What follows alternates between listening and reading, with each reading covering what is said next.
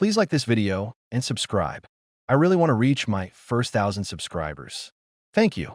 Before I tell you what happened, here's the practical point. A relationship doesn't collapse in one dramatic moment. It collapses when respect gets renegotiated without your consent. The first red flags aren't always obvious. Sometimes it's a new tone, a new smirk, a new rule that shows up like it's always been there. In this story, the lesson is simple. When someone starts treating you like background noise, you don't beg to be heard. You change the terms. You protect your time, your resources, and your sanity. And you don't argue with fog.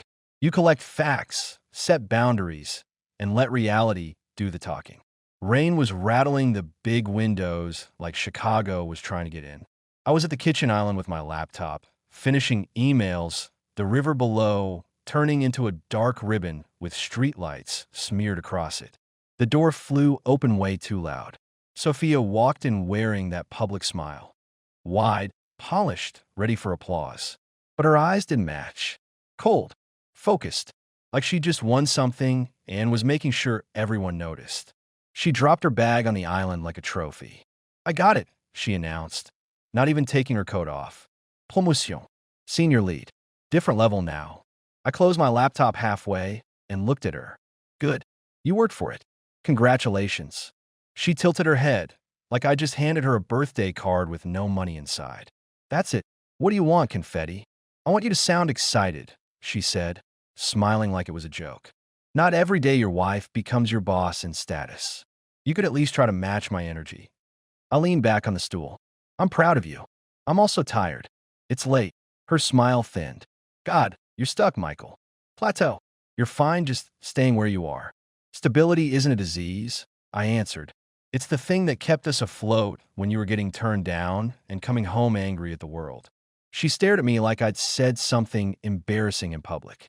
Then she shrugged. "Yeah, you were safety, but I'm not sure I need that now." That was the line. Not because it was cruel, because it was calculated. A clean little shift in hierarchy, said out loud to see if I'd swallow it. I nodded once, slow. "So that's where we are."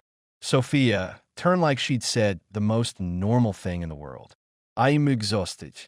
"Don't make this weird."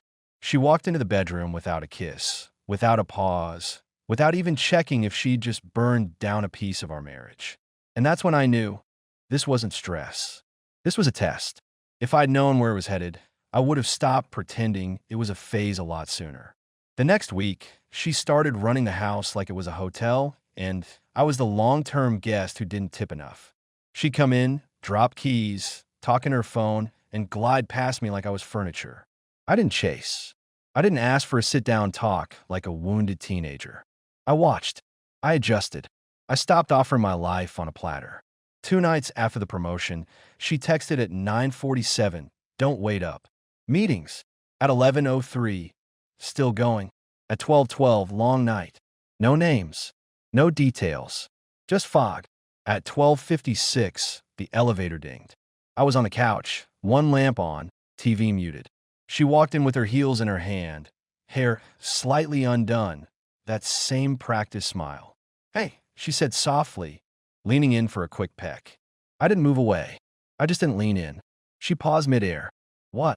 "You smell different," I said. Her face twitched for half a second. "No, I don't." "Yeah," I replied. "That's not your shampoo. And that's not the building lobby." Sophia laughed once, too sharp. "Oh my God. Everyone in my department wears cologne. It's called being around adults, Michael. Stop inventing stories." I got up and walked to the kitchen sink, rinsed my mug slow. "You said meetings. That a bar kind of meeting?" She didn't answer right away. Just a tiny delay, like her brain was checking the script. "Clients," she said finally. "And you're not going to start this paranoid thing." "Paranoid?" I looked over my shoulder. "That's a strong word for asking what time you got home." She tossed her coat over a chair like she was done with the whole topic. "I'm not doing this. I don't have time to manage your feelings." I dried my hands and nodded. "Good, because I'm not offering them for management." She stared at me, confused, like she expected me to fold. Instead, I took my phone off the counter and typed 2 quick things while she watched. She frowned. "What are you doing?" "Changing my schedule," I said. "Early gym tomorrow. Then work." I won't be up waiting for mystery texts. Sophia rolled her eyes. So you're punishing me? No, Sophia. I'm protecting my sleep. She scoffed and headed to the bedroom. Whatever. You're being dramatic. I called after her calm. If you don't want questions, don't bring fog into my house.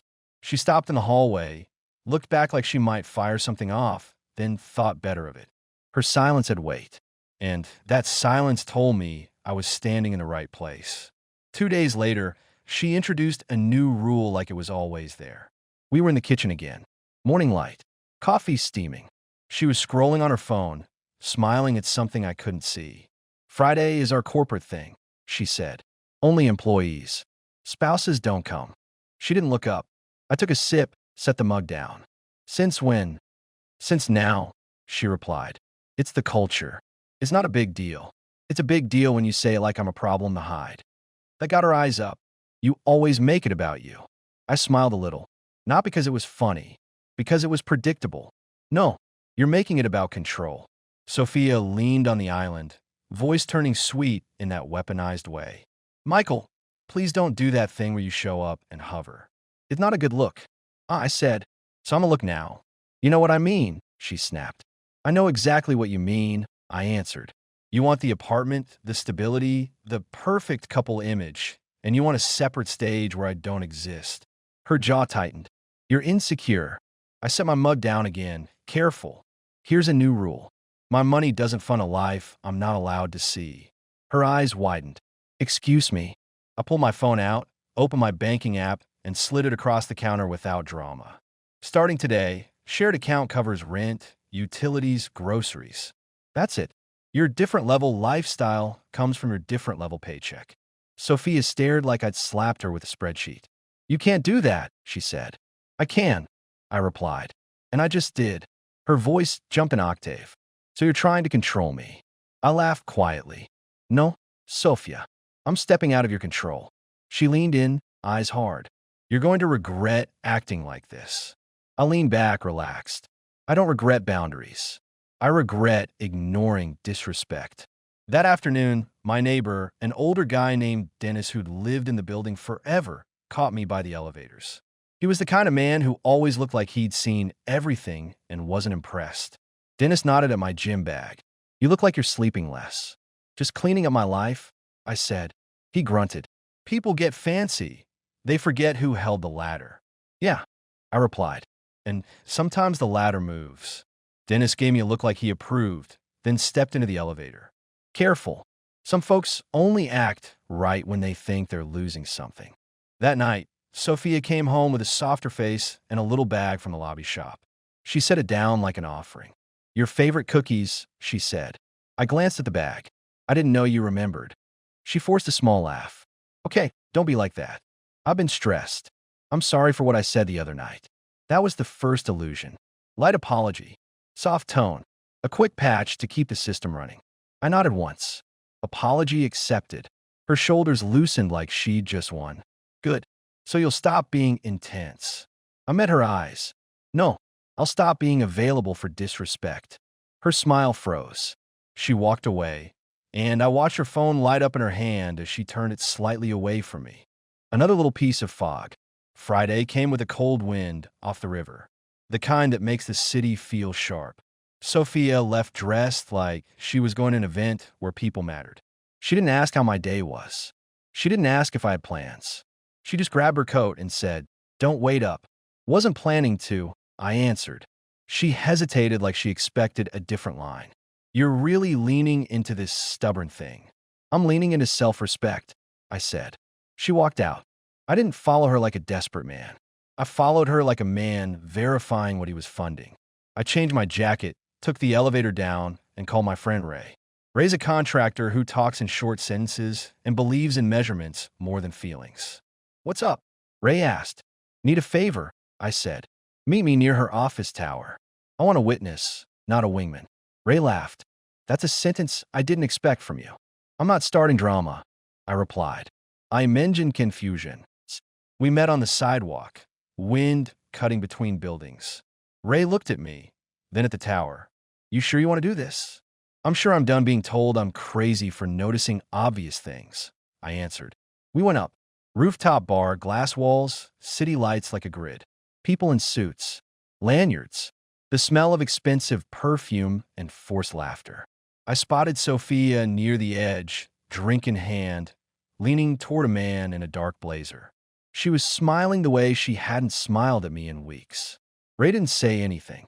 He just lifted his eyebrows like, there you go. I walked up calmly. Sophia saw me and froze. Not surprise. Panic. What are you doing here? She hissed, stepping toward me fast. You're not invited. I glanced around. Looks like a room of humans, not a restricted military site. Her eyes flashed. You're making me look ridiculous. I tilted my head. You're doing that part all by yourself. The man in the blazer watched us with polite curiosity, like he was enjoying the show. Ray stood behind me, quiet as a wall. Sophia grabbed my elbow, trying to steer me away.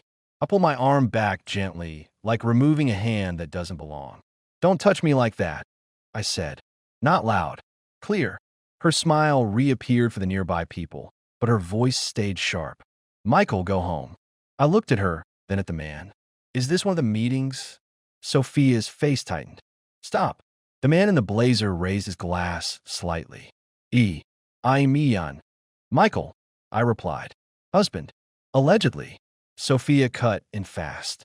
Okay, this is not the place. Ray spoke for the first time, voice flat. Funny. Seems like exactly the place. Sophia shot Ray a look like she wanted him erased from reality. Then she leaned closer to me. You're embarrassing me in front of my leadership. I nodded toward a tall, older man walking over, gray hair, calm expression. He had the look of someone who'd heard every excuse in every tone. Sophia stiffened. Mr. Harris. He held up a hand, gentle but final. Sophia, I'm going to say hello to your husband since he's here. She swallowed. He shouldn't be. Mr. Harris looked at me. Michael, right? Yeah. He nodded once, then glanced at Sophia, then back at me. I won't comment on your marriage. Not my lane. His eyes were steady. But if you want truth, don't chase stories. Get facts. Sophia's lips parted. That's inappropriate. Mr. Harris didn't even look at her. He slipped a business card into my hand like he was passing me a note in church. Private investigator. Good at verifying schedules. Sophia's face went pale. You can't. Mr. Harris smiled politely. I can. Enjoy the evening. He walked away. Sophia turned to me, voice shaking with anger. You did this. You're trying to ruin me. I looked at her calm. No, you're afraid the room will see who you are. Her eyes were glossy now, but not with regret. With threat. You're going to leave, she said through her teeth. Right now. I nodded once. I saw enough. Ray and I walked out together, wind hitting us as soon as the doors opened. In the elevator, Ray exhaled. So what now? I stared at the city, sliding downward through glass. Now, I stopped living with fog. That night, I texted the investigator number. 2 lines. No emotion. I need verification. Discreet. Dates and locations. Then I turned my phone face down and slept like a man who'd finally stopped negotiating with nonsense. The next 2 weeks, I ran my life like a clean operation. Work, gym, home, minimal conversation. No pleading, no chasing. Sophia reacted the way people react when they're losing access. She tried to make me the problem. One night she walked in and found me packing a small duffel with my gym clothes, laptop, and important documents. She blinked fast. What is that? Options, I replied. Are you moving out? She asked, voice rising. I'm preparing, I said. Big difference. Sophia scoffed. You're doing this for attention. I zipped the bag. I don't need attention. I need clarity. She stepped closer, lowering her voice like she was delivering a verdict. You're spiraling. You hear a smell, you see a coworker, and you build a fantasy. I looked at her. You know what normal people do when their spouse asks a question? She crossed her arms. They trust. They answer, I corrected. Trust isn't a muzzle. Sophia's nostrils flared. So what? You're going to interrogate me now. No, I said. I'm going to reduce access. I walked to the office closet and pulled out a small lockbox. I didn't hide it. I sat on the counter in front of her. She stared. What is that? My documents. My valuables. My peace. I replied.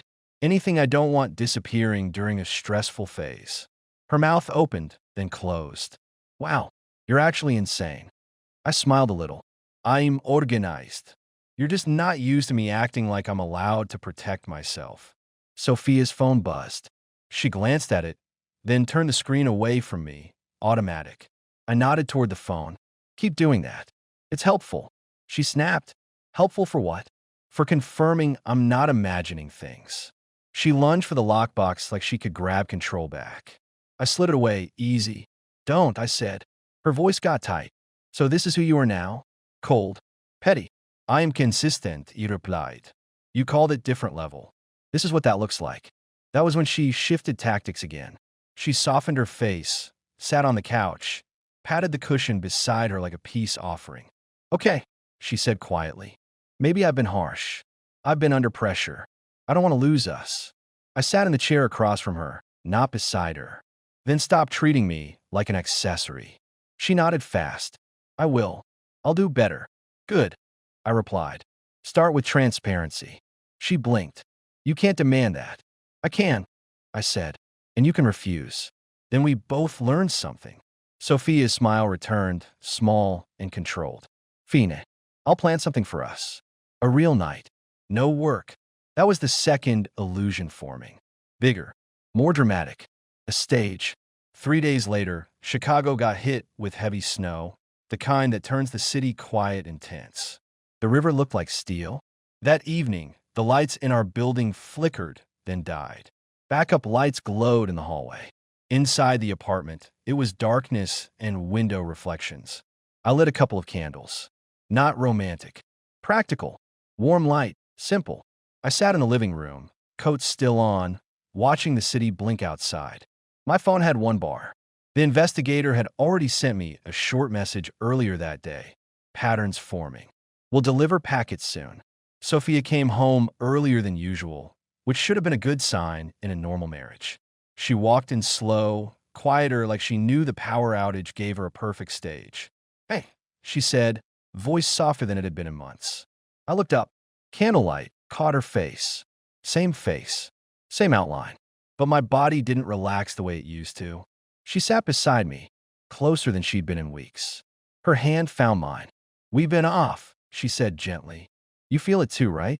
I watch her fingers on my skin. I feel a lot of things. She squeezed. I miss you. I didn't pull away. I didn't lean in. I stayed still. Sophia's voice warmed, almost like the old days. Can we stop fighting? Just tonight. My sarcasm wanted a bite. But a part of me, the part that remembered who we used to be, went quiet. Talk straight, I told her. No games. No games, she promised. We went to the bedroom with candlelight and quiet snow outside. I'll keep this clean. We were close in the dark, the way married people are when they're trying to remember what home feels like. For a moment, I almost let myself believe her. Then, afterward, she leaned in close to my ear and whispered, calm as a knife. Funny, I didn't even notice the difference.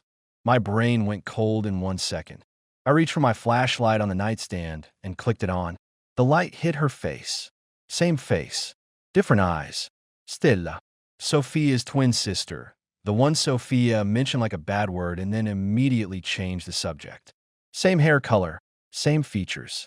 But Stella's expression was steady, hard, satisfied. I sat up, grabbed the sheet, covered myself without panic. Get off my bed. Stella didn't flinch. She slid off the mattress and stood there like she owned the room. You're calm, she said. I expected yelling. I saved my energy for useful things, I replied, voice flat. What are you doing in my apartment? Stella walked out to the living room like she knew the layout. I followed, keeping distance, keeping my head. She dropped a thick envelope onto the coffee table. Open it, she said. I didn't move right away. Explain first. Stella shrugged. Your wife has been playing 2 lives. One at home with her nice Riverview husband, and one where she acts single and important. You still here. How do you know? Stella's mouth tightened. Because she's been using my name in places she shouldn't. And because I've been cleaning up her mess for years. I opened the envelope. Photos, dates, printed confirmations, receipts, repeated locations, same route patterns. Same nights marked meetings. Not one mistake. Not one accident. A system. I put the papers down slowly. So you broke into my apartment to hand me this. I didn't break in, Stella said. Sophia still has the building code from when she set it up. She thinks she owns everything she touches. Stille. And the stun in the bedroom. Stella didn't even pretend shame. I needed to know if you actually see her. If you're living with a stranger and pretending you're not. My jaw tightened. Congratulations. You proved I'm a man, not a private detective. Stella leaned forward, voice lower. She ruined my career, Michael. Years ago, she took something that was mine and wore it like a jacket. I've been watching her climb by stepping on people. Tonight, I decided you deserve the truth. Before I could answer, the front door unlocked. The apartment door opened. Sophia stepped in, shaking snow off her coat, and the backup hallway light spilled across her face. She saw Stella. She saw me. She saw the envelope.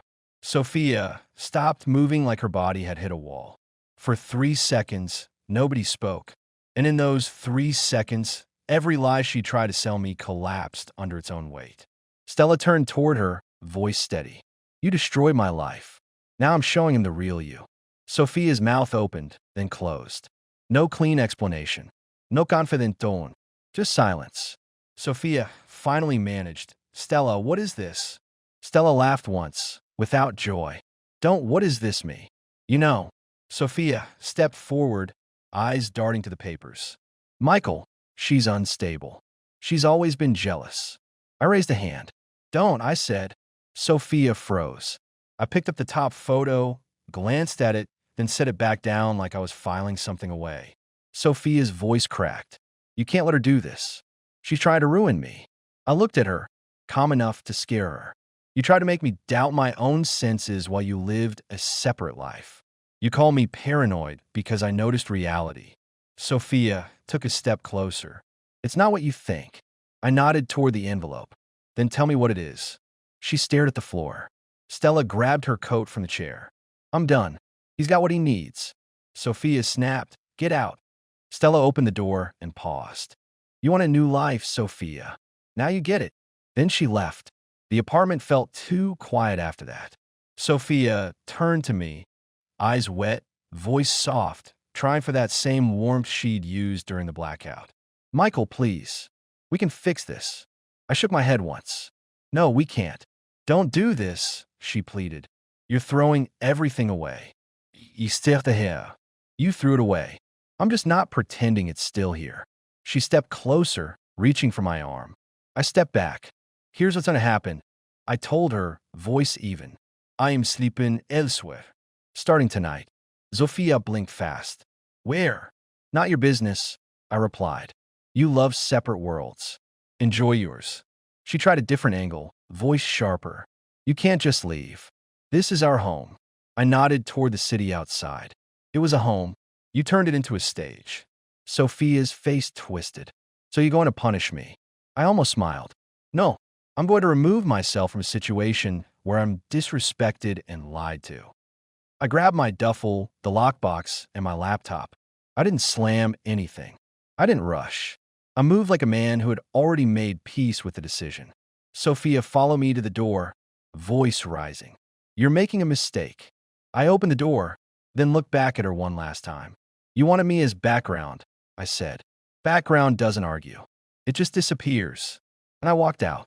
The next morning, I was at Ray's place, drinking coffee that tasted like freedom and bad decisions. He didn't ask for details. He just nodded like he'd been waiting for me to act like myself again. A week later, I moved into a smaller place in the same area, still near the river, still in the city, but it felt like my air again. I adjusted the shared bills down to the basics like I said I would, and everything beyond that became her responsibility. No speeches, no dramatic announcements, just reality delivered on time. Sophia tried calling, then texting, then showing up with that same public smile, dressed like she could charm consequences away. At my new building's lobby, she stepped in front of me, voice sweet. Can we talk?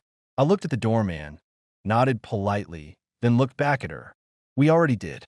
Sophia's smile trembled. You're really doing this? I stepped around her. I really am. A couple months later, My life was quieter, cleaner. Work was steady. I slept. I lifted. I ate better. I spent weekends with Ray and a few friends who didn't treat loyalty like a bargaining chip. And yes, I met someone. Not fantasy. A real woman with a real job and a real sense of respect. Her name was Jenna. She didn't need to win against me to feel important. That was refreshing. As for Sophia, last I heard, her different level came with different consequences. People who build their world on image hate it when the image cracks.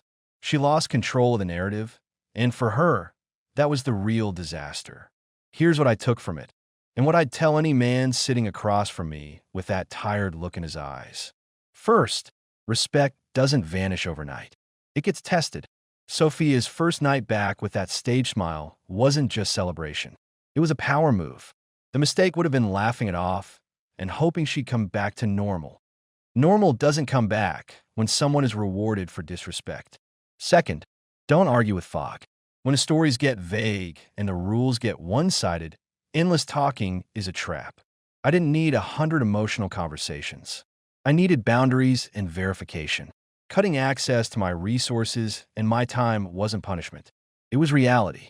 If someone wants the benefits of partnership, they don't get to ban the questions.